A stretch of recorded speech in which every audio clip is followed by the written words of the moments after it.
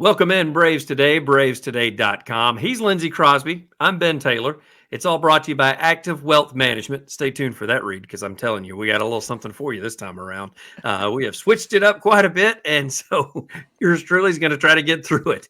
Lindsay, winter meetings, you're finally back. You look good back in your office. You look great in front of the banner that they had before, but you look good back in the office. At least you look more comfortable. However, the one thing that big takeaway that we had, and there's an article up now on Braves Today, but we'll kind of break it down into piece by piece. 3 big reasons that Atlanta has won the winter meetings, or at least Alex Anthopoulos has won the winter meetings, or the organization itself won the winter meetings, is they seem to be the ones that came out on the good end of things. And according to you, I mean, where do you want to start as far as number one? What was good that came out of this besides the trade? Right. Well, I do want to start actually kind of with the trade and not breaking down what the trade was. We've done that on here. You can go back and find the videos. You can find the articles on the site.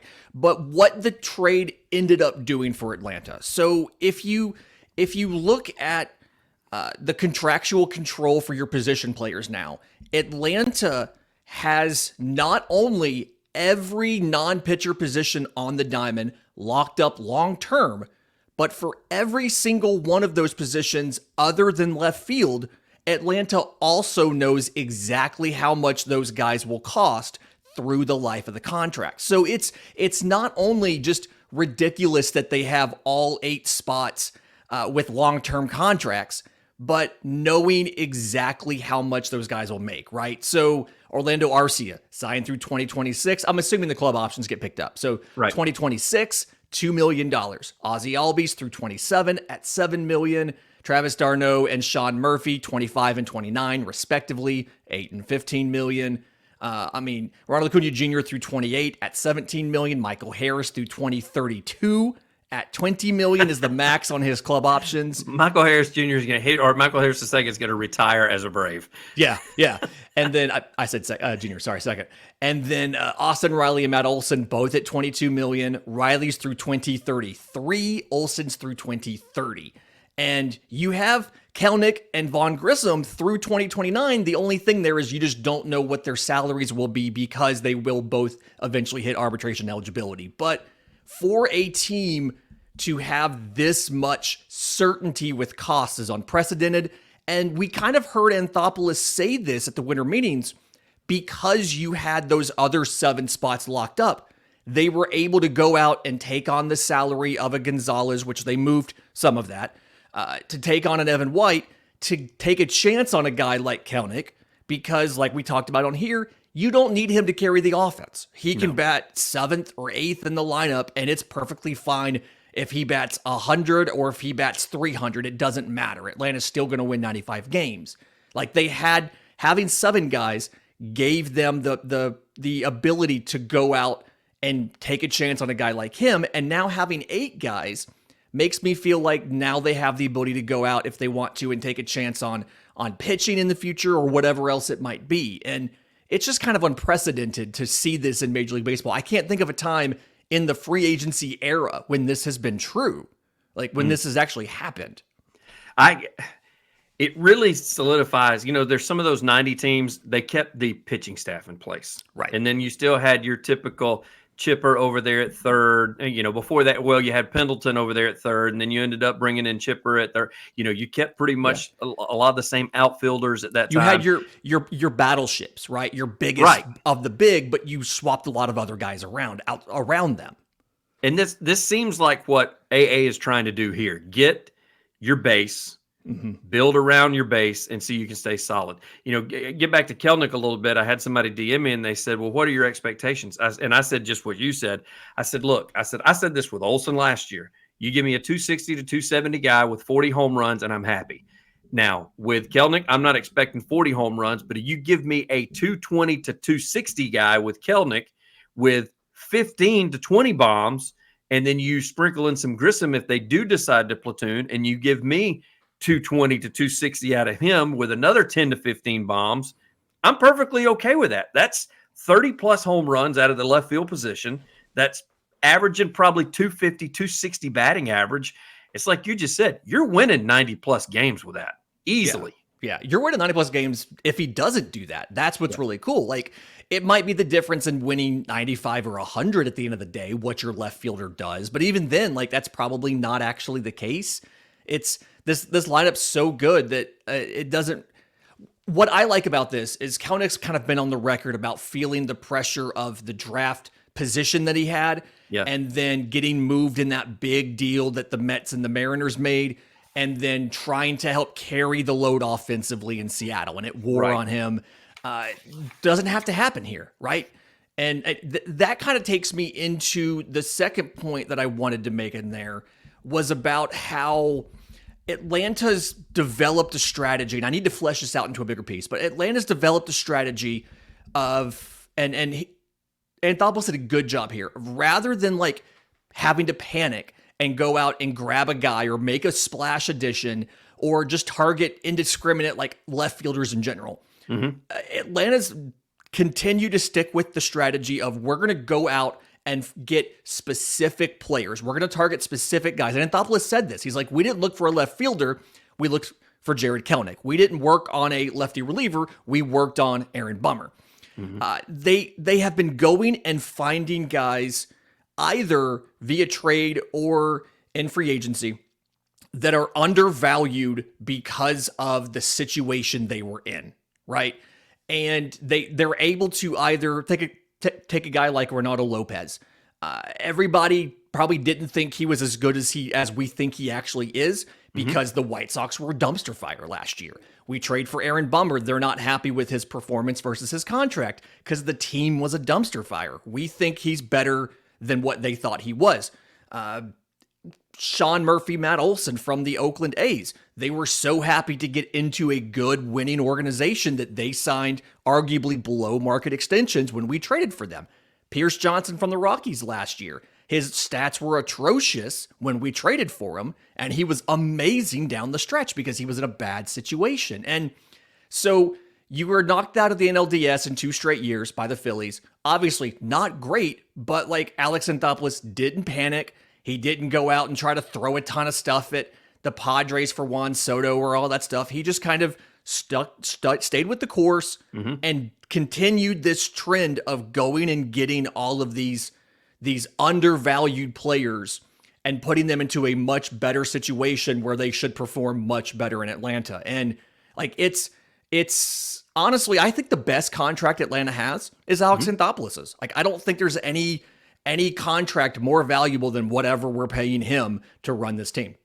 He has just been impressive to me because I told you, whether it's they're unhappy. I mean, you mentioned just a minute ago, since it's fresh on everybody's mind, Kellick, number 6 overall back in 2018. A lot of pressure comes with that when you're the number 6 overall pick. They're expecting you to perform. 230 to 250 is not really the expectations that fans want. They're looking more like 280 to 300 is what they would rather have, along with some power. And he's got the power, but he's got nobody around him to protect him. That's the problem with some of these teams that go and grab these guys at 2, 3, 4, 5 overall. They shove them in a lineup that's just not very good. They don't perform. They get a little unhappy, and then he's able to go grab them. Sean Murphy, for instance, you and I talked about that when that trade was made last year, and whenever we picked up Murphy, and it was one of those deals where he had an absolute cannon from behind the plate. And so kind of the same way with Kellick, we were like, look, if we can get 210 to 230 out of him with an occasional bomb every now and then, as long as he keeps guys off the base path, from taking second or from taking third, that's fine defensively, because they're finding somebody that's just, I don't know. I don't want to call him a square peg in a round hole, but they just don't fit. He does it with the right teams. He goes and looks at the Royals, the White Sox, the A's, the Mariners. Everybody says, well, why didn't you get Nola from the Phillies? I was like, Nola's in a good situation. He'd probably use the Braves and use those numbers to probably up his contract a little bit to stay with the Phillies because he's happy. So it's tough to go get a guy off of a team that is very successful, but it's easy to go get a very successful guy potentially off a team that's not very good and bring them into the organization and then surround them with Acuna, your MVP, Olson, one of the runner-ups in the MVP. Albies, who's always going to be solid if we could keep him healthy. It's just amazing the team that like we talked about just a minute ago, you got your solid base and your solid foundation, and then you got a big umbrella of guys that can come in and just kind of keep it all dry and keep it all solid around it. So I'm with you. That's the first time I've heard that take. I think that's phenomenal. The best contract in the clubhouse right now is probably Alex Anthopoulos, and I think it's worth noting because that's another thing. You guys visited with him, saw Snit, saw him. He seemed happy during the winter meetings. There are a lot of other grumpy old guys up there that you saw from various other organizations, and he seemed pleased. Jed Hoyer of the Cubs got into a shouting match with a reporter at the winter meetings because the reporter was reporting about their how their interest had cooled in Ohtani, and he didn't want that story he didn't want fans to think that they were giving up on the Ohtani pursuit because they were still in it and all of this stuff. And like, it was a whole thing. And Alex Anthopoulos he's kind of kicking back, and I'm not saying he's not working, but he knows that the core of this team is set, and most of the heavy lifting's been done in the previous years, and his job is just now he can focus on finding talent on the margins, right? And it's a wonderful situation to be in for Braves fans. I'm not afraid to buy a jersey. My sister's a huge Braves fan, obviously. I'm not afraid to buy her a jersey because any player I buy her a jersey of, they're probably going to be around for a while. I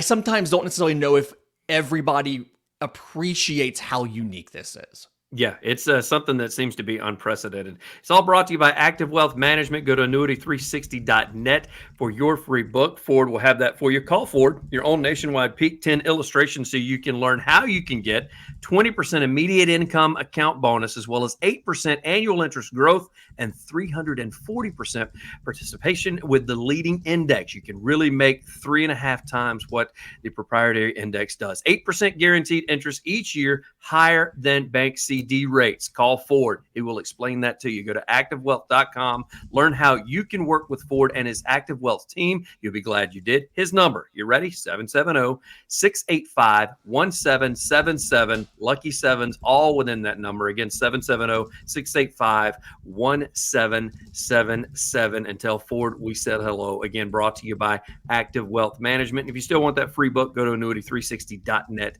and he'll be more than happy to send that to you as well. Putting a bow on this, Lindsay, is one of the third things that if we did top 3 key reasons that they won the winter meetings, what is number 3? So in the Jared Kellick trade, one of the reasons they were able to get him, and I broke down the exact money, but they took on about $20 million in salary from Marco Gonzales and Evan White to make the acquisition of Kellick. Mm-hmm. They were able to flip Gonzales to the Pittsburgh Pirates in the deal. And so Atlanta got $4.5 million of the money owed to Gonzales. He was owed like 12 and a quarter. They got 4.5 of that from the Mariners.